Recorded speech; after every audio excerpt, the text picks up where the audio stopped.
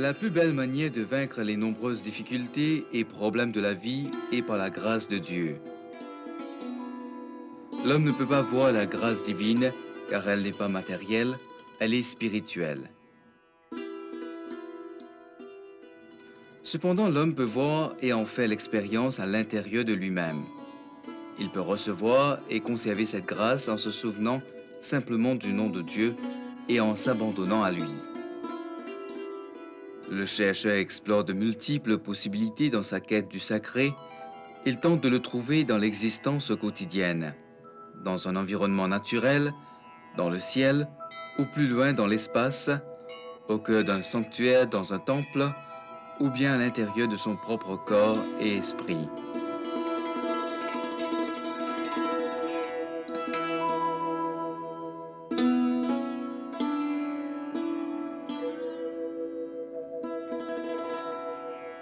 L'esprit est le principal canal de cette recherche et le plus souvent, il ne peut contempler le divin que si celui-ci a une forme.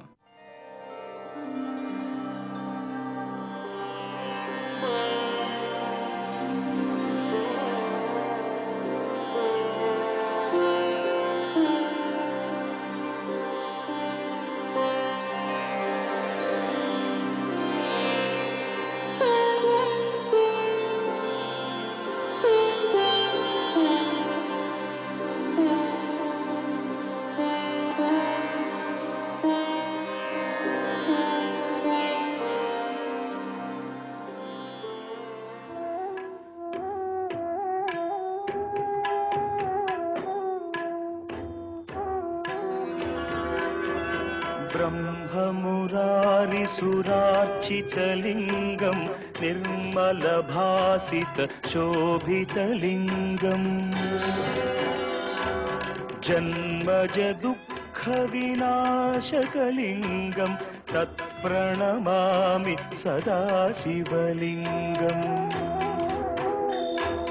देवमुनिप्रवरार्चितलिङ्गं कामदहन करुणाकरलिङ्गम् रावणदर्पविनाशकलिङ्गं तत्प्रणमामि सदा शिवलिङ्गम्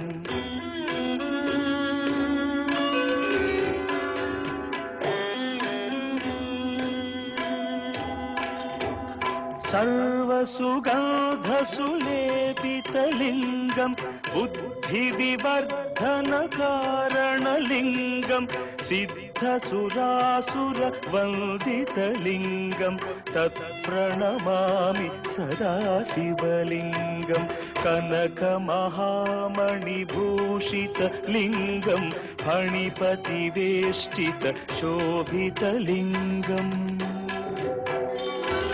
दक्षसुयज्ञविनाशनलिङ्गं तत्प्रणमामि सदा शिवलिङ्गम्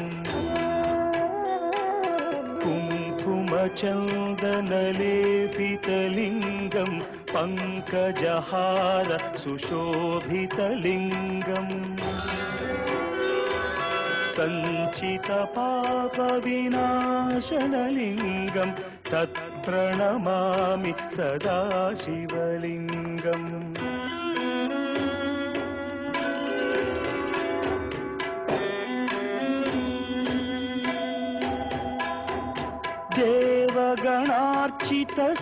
देवगणार्चितसेवितलिङ्गं भावैर्भक्तिभिरेव च लिङ्गं दिनकरकोटिप्रभाकरलिङ्गं तत्प्रणमामि सदा शिवलिङ्गम् अष्टदलोपरिवेष्टितलिङ्गं सर्वसमुद्भवकारणलिङ्गम् अष्टदरिद्रविनाशनलिङ्गं तत्प्रणमामि सदा शिवलिङ्गम् सुरगुरुसुरवरपूजितलिङ्गं सुरवनपुष्प सदार्चितलिङ्गम् परमात्मकलिङ्गं तत्प्रणमामि सदा शिवलिङ्गम् लिङ्गाष्टकमिदं पुण्यं यः पठेत् शिवसन्निधौ शिवलोकमवाप्नोति शिवेन सह मोदते।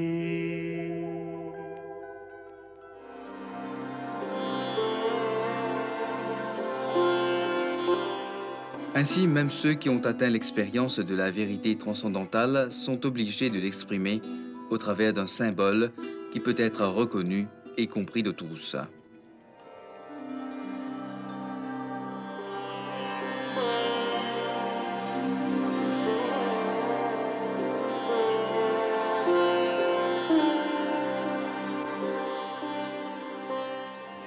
Une structure de bambou à l'apparence légère, le kanwar, est un sujet formidable pour le pèlerin de Mahashivratri. Témoignant d'une singulière créativité, la structure et la décoration du kanwar donnent la mesure de la dévotion du pèlerin.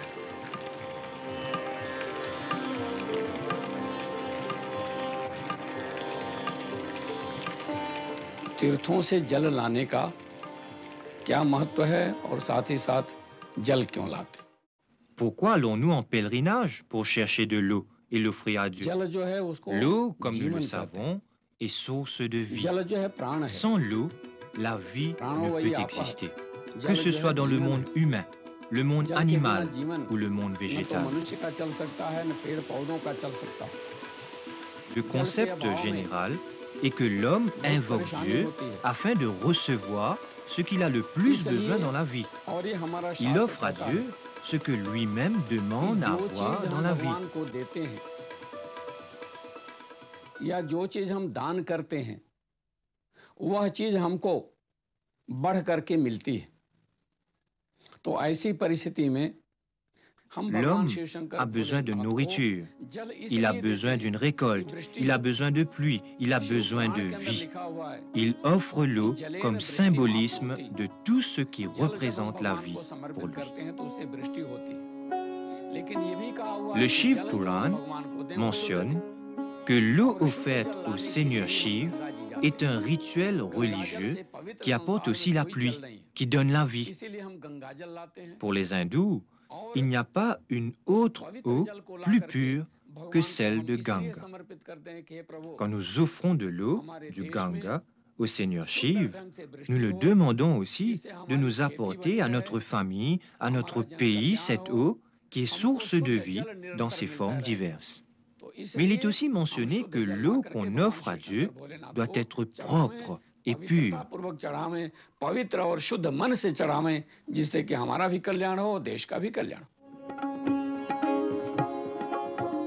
C'est vrai qu'aujourd'hui, des dévots reproduisent des temples, des effigies gigantesques des divinités pour représenter leur kanwar. Mais un kanwar grand et souvent très lourd demande aux pèlerins déjà affaiblis par le jeûne, la distance et la chaleur de puiser dans ses ressources extrêmes. Le transport du kanwar symbolise la soumission et l'obéissance. Le kanwar a souvent la forme d'un temple hindou. Le temple est la forme la plus appropriée pour représenter la forme d'un kanwar.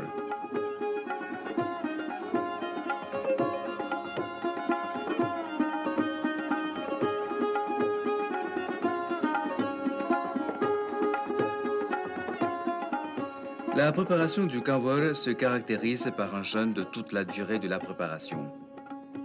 Affaibli par le jeûne, mais renforcé par sa foi, le dévot n'hésite pourtant pas à construire un kawar le plus élaboré possible.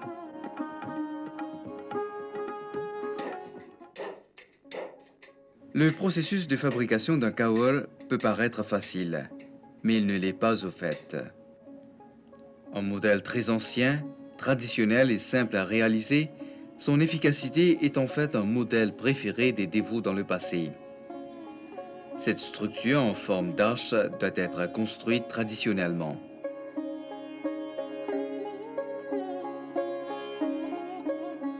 La première étape de la construction consiste à fendre le bambou en forme de baguette et travailler tout d'abord le corps du kawar. Ensuite, on travaille les pieds du kawar en assemblant deux supports taillés dans du bois solide avec un axe toujours en bois léger qui agira comme un raccord pour assurer la liaison entre le corps et le pied du kawar. Les pieds sont découpés dans un bois léger, deux planchettes selon le schéma désiré. Ces planchettes seront destinées à offrir au kawar une surface de contact ou simplement de pied. Cette opération est d'habitude facilement réalisée par un menuisier qui s'y connaît.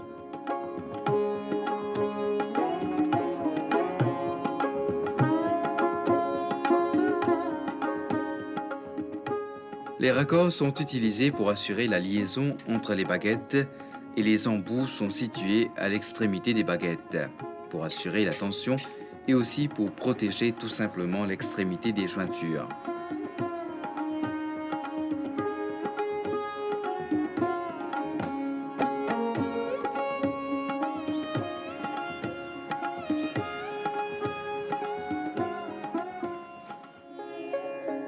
Différents modèles de raccords ou d'embouts sont réalisés par le dévot et pèlerin qui portent le kawar. Ensuite, on procède à l'assemblage des baguettes de bambou en les mesurant, coupant et assemblant chaque face de l'assemblant à baguettes séparément et soigneusement avec l'aide de la ficelle. Pour l'assemblage du kawar, une ficelle très résistante doit être utilisée pour assurer sa solidité. En nos temps modernes, cet enthousiasme grandissant, cette affluence qui se poursuit durant plusieurs jours, reste sans pareil pour les pèlerins de Gangatalao. Quel fidèle hindou un jour n'a pas rêvé de s'accorder cette liberté de partir et de participer à un pèlerinage? Cette grande aventure humaine, vieille déjà de plus de 1000 ans. Ces renforts, par des nœuds simples, évitent aussi les cassures ou déchirures de la construction au point de tension. Les baguettes seront fixées à l'armature principale et les endroits de fixation du kawar sont vérifiés soigneusement.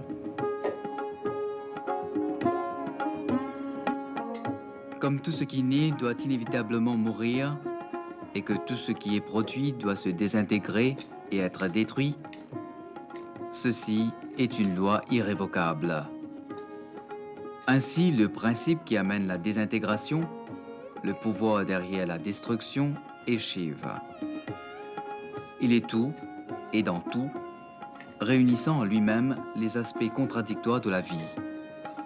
Étant à la fois destructeur et créateur, Shiva est le seigneur du yoga, mais également la source du Gange, ce fleuve qui donne la vie.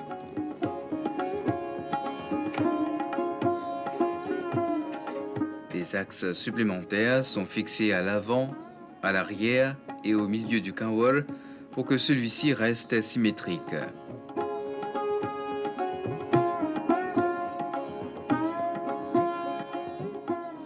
Il existe plusieurs légendes reliées à l'origine de la Shivratri. La légende la plus mémorable nous parle d'un pauvre homme, grand dévot du Seigneur Shiv, qui cherchait du bois de chauffage dans une sombre forêt. Lorsque la nuit tomba, il ne retrouva pas son chemin pour rentrer chez lui. Dans la nuit, il entendait le cri des tigres, ce qui l'effraya. Il grimpa dans l'arbre le plus proche pour être en sécurité en attendant le lever du soleil.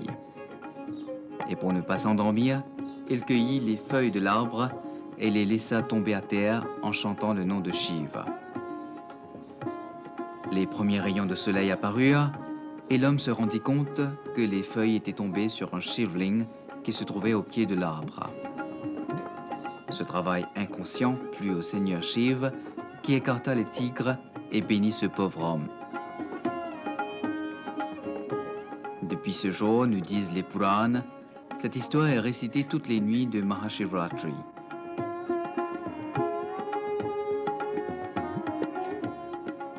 On sait que depuis leur arrivée à Maurice, les immigrants indiens, notamment ceux du nord de l'Inde, sont restés attachés à leur rivière fétiche qui, dans les premiers temps, leur manquait inlassablement.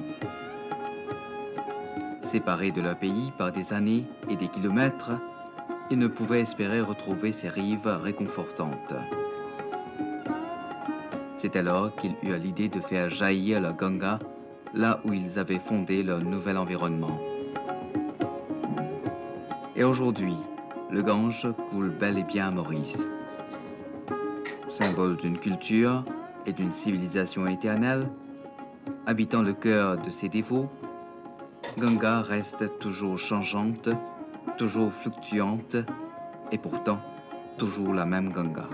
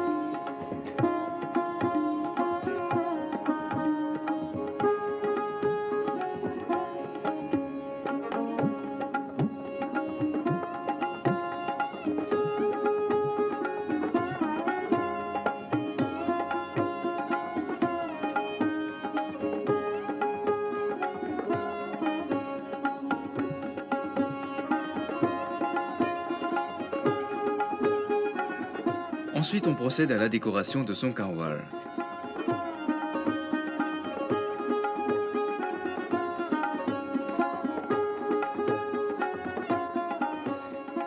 Le papier, facile à se procurer et peu coûteux, donne toute possibilité de décoration et d'assemblage du kanwar.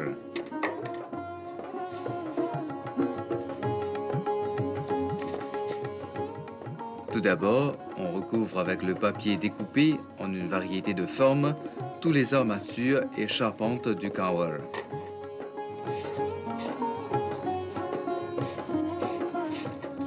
Ganga Talab, ce lieu d'une beauté resplendissante, est le joyau des sites naturels de l'île Maurice. Qui ne connaît ce lac n'a point tout vu de Maurice.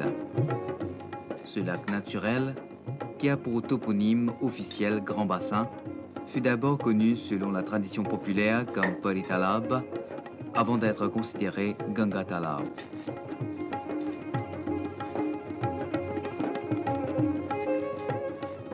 On utilise souvent de la toile blanche qui vient remplacer le papier, et ceci est réservé aux kanwar traditionnels pour lesquels le caractère authentique peut être important.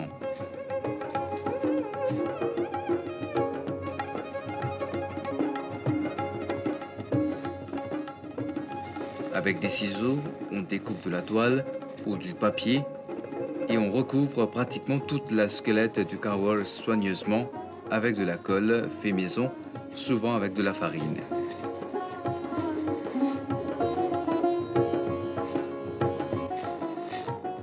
Pour les hindous, s'il est aujourd'hui un chemin mythique qui caresse l'esprit et fait rêver de tous les espaces, c'est bien le chemin de Ganga Talab. La découverte du lac sacré et le premier pèlerinage au Paritalab en 1897 déclenchèrent un élan sans pareil, bouleversant en profondeur l'histoire religieuse de cette île.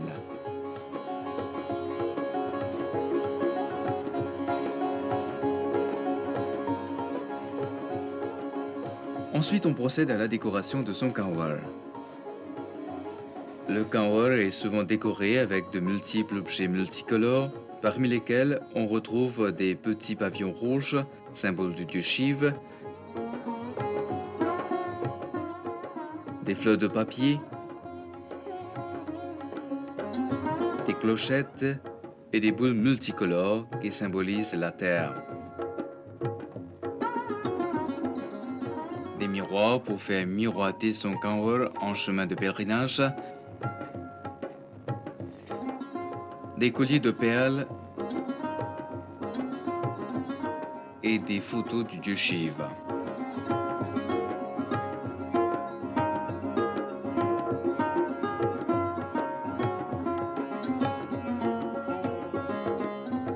L'un des plus grands biens que les pèlerinages aient fait au pays en général est qu'ils ont amené la population à prendre conscience de l'unité fondamentale qui soutient notre diversité apparente.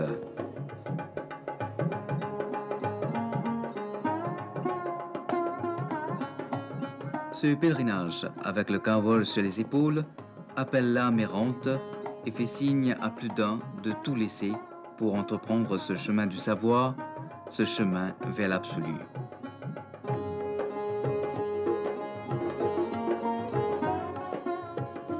Le kanwar est maintenant prêt à être transporté vers les berges du lac sacré, mais avant, il doit être béni et purifié. Pour cela, le dévot traditionnel porte son kanwar à la fin de la fabrication dans un temple pour être béni et purifié avant de prendre le chemin du lac sacré.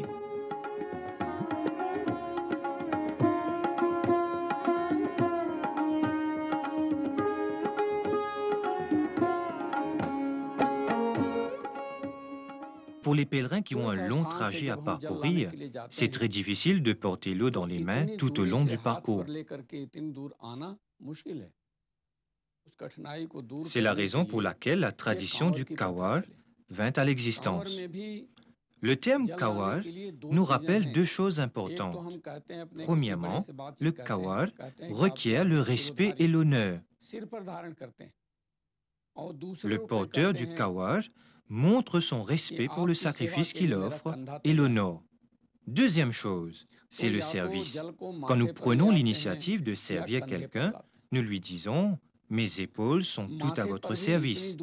Le kanwar, conçu de sorte à être porté sur les épaules, symbolise le service à Dieu. Donc, le kanwar est fabriqué de telle sorte que les épaules puissent tenir la charge sans grand effort. Cela facilite le transport de l'eau à être offerte au Seigneur Shiva la nuit du Shivaratri. अब कांवर बनाने का जो आजकल नया सिस्टम शुरू हुआ. Cependant, la tradition moderne de la fabrication du kanwar diffère largement de celle d'autrefois. La cause étant peut-être que beaucoup de jeunes ne connaissent pas bien le sujet ou à cause d'un certain esprit de compétition qui se veut que les plus grands, les plus larges kanwars sont les meilleurs. Le kanwar idéal est celui qui aide le pèlerin à transporter son eau d'une façon qui reflète la pureté. Il est cité dans les Écritures que l'on doit devenir comme un Dieu pour être capable de vénérer Dieu.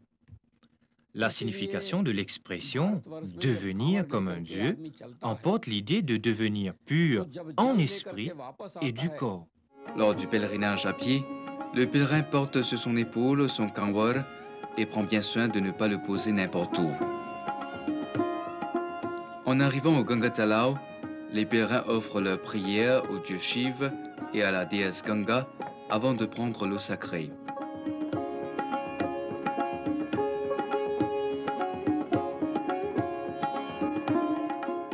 Le transport du kanwar symbolise la soumission et l'obéissance à la volonté de Dieu. Pour le pèlerin de Mahashivratri, le kanwar n'est pas un symbole, c'est une expérience.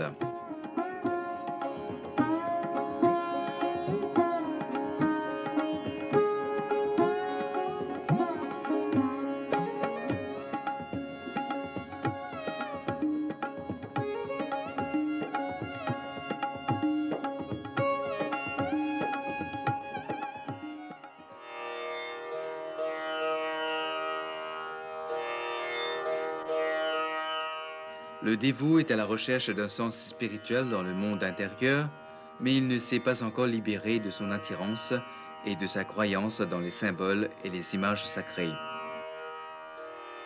Pour lui, la méditation sur le lingam en tant que symbole peut être un moyen de transcender les limites de l'esprit et des sens afin d'entrer dans le royaume qui est au-delà de tous les symboles et de toutes les images. Om